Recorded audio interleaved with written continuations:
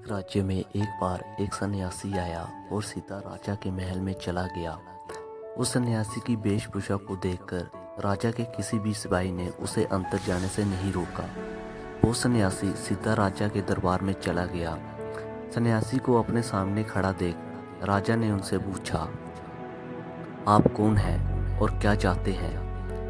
सन्यासी बोला, मैं एक आध्यात्मिक गुरु हूँ और प्रवचन देने के लिए दूसरे राज्य जा रहा था, लेकिन अब दिन ढलने को आया है तो मैं आज रात आपके महल में ही रुकूंगा। रात बिताने के लिए बस मैं थोड़ी सी जगह चाहता हूँ। सन्यासी की बात सुनकर राजा बोला, ये एक राजा का महल है, कोई विश्राम स्थल नहीं जो आप यहाँ रात को रुकना चाहते हो। आप बाहर जाइए, वहाँ रहने की आपको कोई ना कोई जगह मिल ही जाएगी। सन्यासी ने राजा से फिर प्रश्न किया, महाराजा क्या मैं जान सकता हूँ कि आपसे पहले ये महल किसका था? राजा बोला, मेरे पिता का था, क्योंकि मुझसे पहले वही राजा थे। सन्यासी ने फिर प्रश्न किया, अच्छा तो अब आपके पिताजी कहाँ हैं? राजा बोला, अब वो इस दुनिया में नहीं है, उन्हीं के बाद मैं तो राजा बना हूँ। अच्छा, आपके पिता से पहले ये महल किसका था? सन्यासी ने फिर से प्रश्न पूछा। राजा को गुस्सा आने लगा, लेकिन फिर भी उसने शांत होकर जवाब दिया, मेरे पिता से पहले महल मेरे दादाजी का था और अब वो भी इस दुनिया में नहीं है।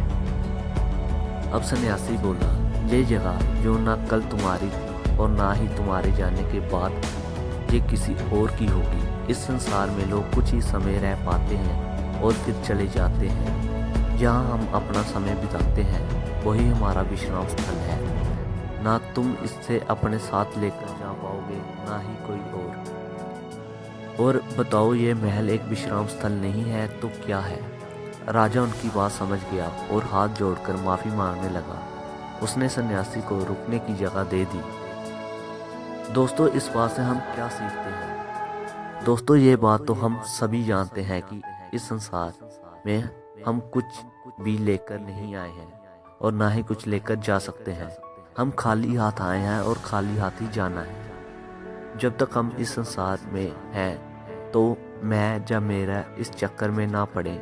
जिंदगी में धन लोभ लालच के पीछे ना भागें। भागना है तो खुशियों के पीछे भागें। जिंदगी का मज़ा बहुत पैसे में या फिर बड़ी गाड़ी में नहीं है। जिंदगी का मज़ा है खुश रहने में। खुश रहो कि दूसरों के पास चाहे बहुत पैसा है, लेकिन इस दुनिया से वो जाएगा खाली हाथ ही और उसके धन का वो कोई और ही करेगा। अगर पैसा होकर भी आपका जीवन दुख से भरा है तो आपकी ज़िंदगी अपने आप में ही बेकार है। याद रखना और इस पर गहराई से सोचना, आलीशान ज़िंदगी से बेहतर है एक खुशहाल ज़िंदगी।